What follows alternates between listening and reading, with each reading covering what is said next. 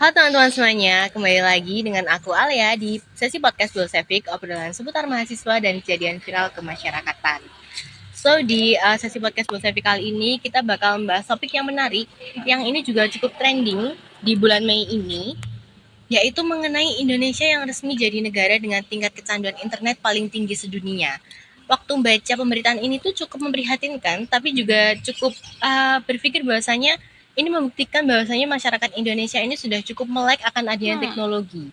Tapi teman-teman, sebelum kita membahas topik ini lebih dalam lagi, sebelum kita mengupas tuntas topik ini, aku nggak sendirian di sini. Aku bersama dua narasumberku yang kece, yang badai, yang badas, yang cantik dan juga cakep. Aduh. Boleh kali mbak-mbak yang Jadi cantik malu ini nih. untuk memperkenalkan diri ke teman-teman dulu. Baik, terima kasih ya Mbak Alea. Sebelumnya, perkenalkan dulu, aku Sisilia Gasta. Kalian bisa panggil aku Sisil. Aku dari program studi sastra daerah. Halo Mbak Cici. Halo. Nah, kalau aku Salsabila Sani Albanwati dan aku biasa dipanggil Caca. Sama kayak Mbak Sisil nih, aku juga dari program studi sastra daerah. Halo Mbak Caca. Caca. Tadi aku udah sempat nyinggung nih Mbak Caca ya, mengenai topik kita. Nah, kayaknya mungkin kita langsung aja kali ya untuk ngobrol Ya, dan langsung mengupas tuntas mengenai obrolan kita hari ini. Benar-benar. Tadi aku udah sempat menyinggung juga, yaitu topik kita itu tentang Indonesia yang resmi menjadi negara dengan tingkat kecanduan internet paling tinggi sedunia nih. Aduh. Aku tuh waktu bacanya agak merasa memprihatinkan, tapi juga cukup menyenangkan. Tapi kalau menurut Mbak Caca dan Mbak Cicil nih, tanggapannya gimana nih? Apakah pemberitaan ini menjadi hal yang sangat memprihatinkan atau malah menyenangkan karena ini membuktikan bahwasanya masyarakat Indonesia ini melek akan adanya teknologi. Mau siapa dulu nih yang jawab? Mbak Cicil dulu ya. Yaudah aku dulu. Sebenarnya bener sih kata Mbak Alia tadi yang udah disebutin. Ini tuh termasuk menyenangkan dan juga memprihatinkan. Menyenangkan kenapa ya? Itu kita tuh bisa membuktikan kalau masyarakat kita nih udah mulai terbuka terhadap perkembangan teknologi gitu kan. Nah, memprihatinkan juga karena kadang ini penggunaannya nih terlalu berlebihan dan juga konten-konten yang diserap ini juga apa ya? Tidak sehat gitu loh. Oke. Kalau menurut Mbak Caca gimana nih? Iya, menurut Mbak Caca gimana nih? Kalau dari pendapat Mbak Cicil tadi ya balance lah ya dari memprihatinkan dan menyenangkan. Tapi kalau menurutku sebenarnya berita ini tuh lumayan memprihatinkan sih karena kalau dibilang melek teknologi sih enggak, karena ya kita tahu sendiri masyarakat Indonesia tuh lebih sering mengkonsumsi konten-konten yang nggak bermanfaat gitu ya. dan nggak penting gitu. Kita nge-scroll tuh nggak ada gunanya dan padahal sebenarnya internet tuh bisa bantu kita buat ngerjain tugas, bisa mempercepat pekerjaan. Tapi ya itu karena masyarakat kita tuh lebih sering mengkonsumsi konten-konten yang nggak jelas, jadi ini nggak bisa dikatakan sebagai melek teknologi. Berarti 50-50 nih ya Mbak Caca dan Mbak Cicil. Iya, memprihatinkan tapi juga menyenangkan. Tapi menyenangkannya mungkin persentasenya cuma berapa persen, Mbak? Cuma dikit yang Cuma lebih dikit banyak banget, memprihatinkan kayaknya. ya. 15%. Kalau aku 100% doang memprihatinkan nih. Oh, oke. Tapi melihat fenomena ini ya Mbak Caca dan Mbak Cicil, as a Gen Z nih, sebagai generasi muda nih, pastinya tuh kita selalu butuh yang namanya internet ya. Kayaknya kita nggak bisa lepas sama yang namanya internet. Entah buat scroll sosial media, atau mungkin untuk nge-game, atau mungkin untuk referensi kita waktu ngerjain tugas, atau malah menjadi pelarian nih, atau menjadi hiburan lah, karena kita udah capek sama tekanan di kehidupan nyata. Menurut kalian nih, apa sih yang buat internet ini tuh menjadi candu banget? Sekedar kebutuhan atau mungkin pelarian nih dari tekanan di kehidupan nyata ini tadi? Nah, kalau menurutku sih ya, sebagai Gen Z yang kita hidup di era modern Digital dan gitu ya. kita tuh deket banget sama yang namanya internet. Oke. Sebenarnya internet tuh kan bisa bikin kita memudahkan dalam hal kayak mengerjakan tugas, kayak cari referensi itu tadi, terus bikin kita bisa nggak bosan, jadi kita bisa main game, cari hiburan, atau scroll sosmed, gitu kan.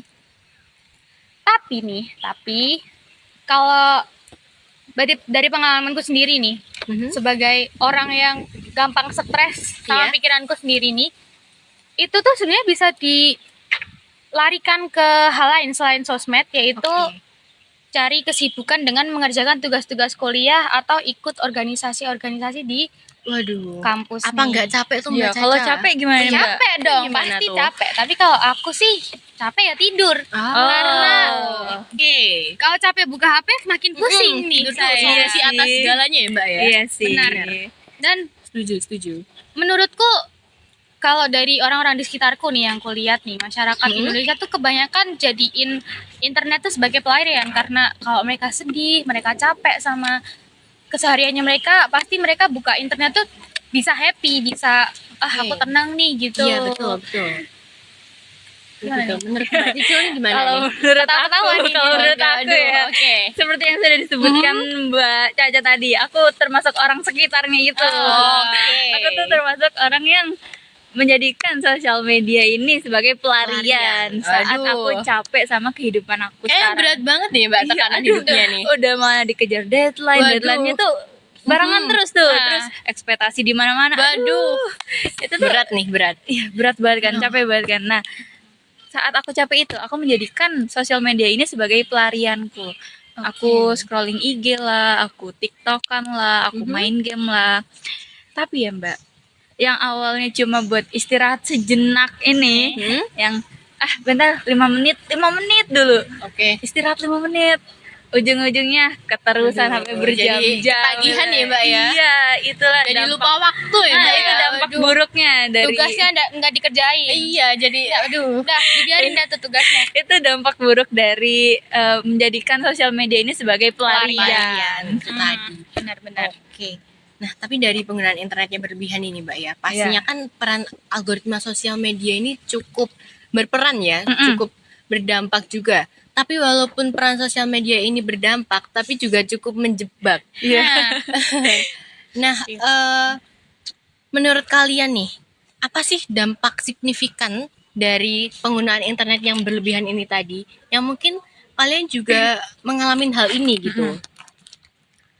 Kalau kalian tahu nggak sih yang akhir-akhir ini yang lagi ngetren itu yang apa ya namanya? itu? Brain rot. Oh, balerina. Oh, Nah, waduh, ini oke. dia. Kalau brain rot itu kan berarti kondisi di mana seseorang ini mengalami penurunan kemampuan kognitifnya ya, terutama akibat mengkonsumsi konten yang tidak bermanfaat secara berlebihan. Kondisi ini tuh juga sering dikaitin dengan penggunaan media sosial yang terlalu berlebihan itu. Iya, sama.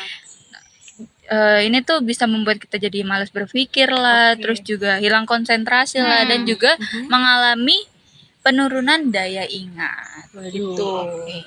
Kalau dari Mbak Caca sendiri nih, Ya, sebenarnya sama sih, kayak kebanyakan internet tuh dampaknya ya bikin kemampuan fokus kita tuh berkurang. Jadi kalau disingkat ya kita malas mikir aja sih. oke. Iya. Waduh, apalagi sekarang ini ada AI ya, Nah, Mbak ya? Betul.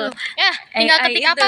Dah. Dah Kita nemu mau nih cari- jawabannya nih. Ya, kita mau cari informasi apapun nggak klik dah dapat dah tuh. Waduh, iya itu Nah. kemudahan yang cukup membuat menjerumuskan kita, ya. Itu gini sih.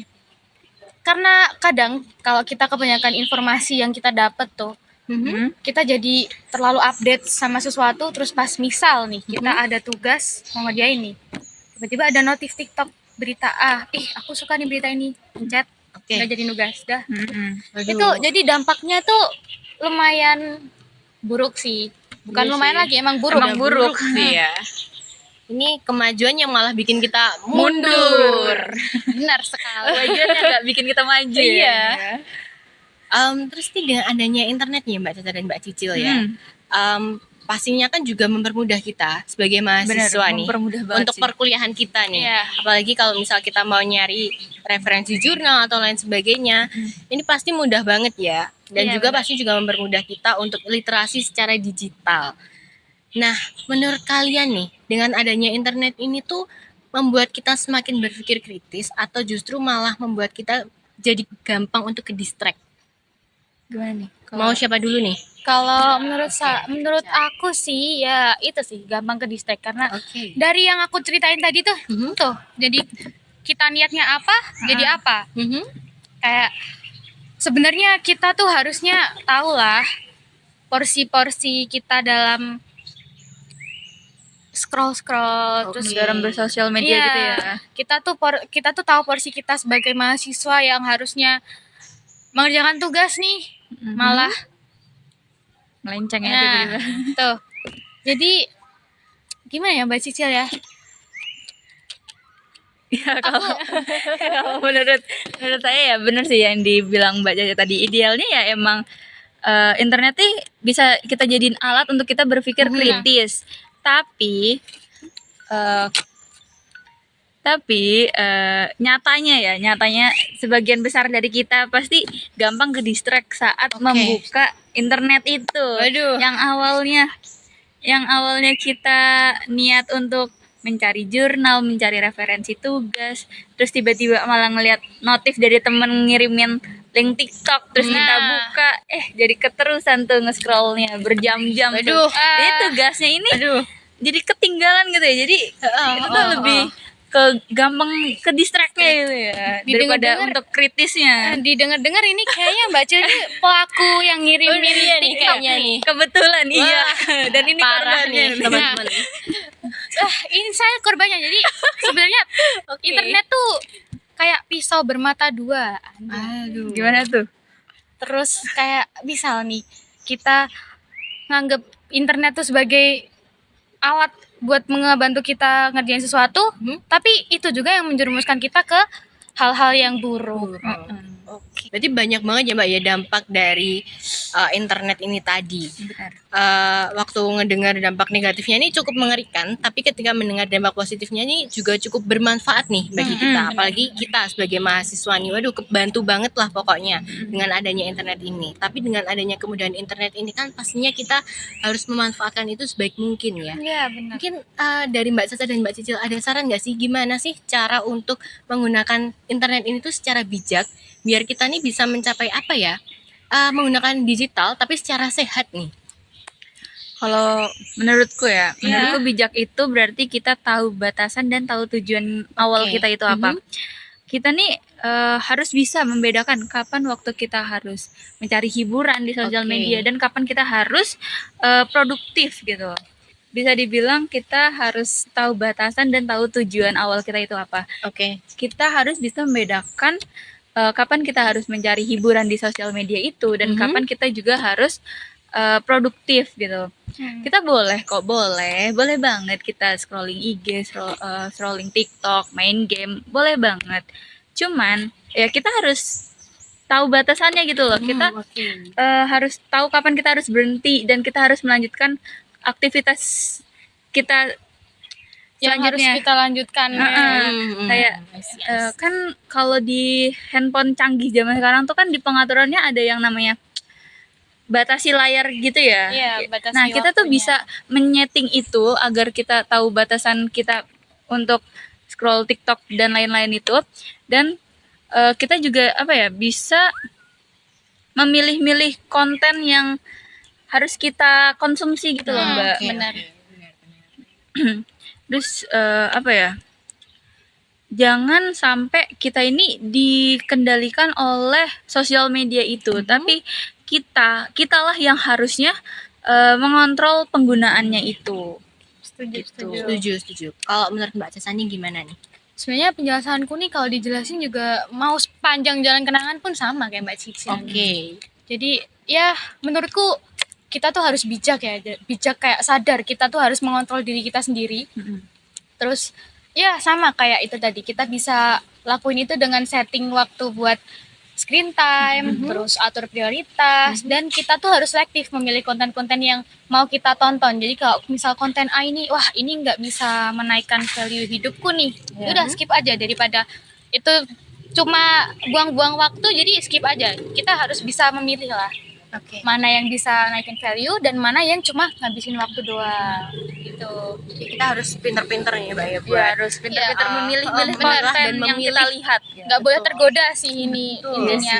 Apalagi internet ini, waduh dari penjuru negeri tuh jangkauannya tuh banyak banget. Kita bisa dapat informasi dari mana aja. Nggak ada batasan waktu, nggak ada batasan ruang, semua ada di internetnya. Benar. Nengok kanan informasi, nengok kiri informasi. Benar. Aduh, ini sarannya cukup edukatif nih ya teman-teman. Dari obrolan kita ini Semoga kalian juga bisa mengambil pembelajaran dan juga bisa mengimplementasikan dan juga menerapkan apa yang seharusnya bisa diterapkan dalam kehidupan sehari-hari. Dan sayang banget Mbak Caca dan juga Mbak Cicil, Aduh. ini harus jadi obrolan terakhir kita. Aduh. Tapi ini bukan akhir dari segalanya, karena aku bakal kembali lagi di sesi-sesi Bolsevik berikutnya. Dan semoga obrolan kita pada hari ini itu bisa bermanfaat bagi kalian semua. Bye guys, see you on the next podcast. Dadah, guys. Terima kasih. Dadah, guys.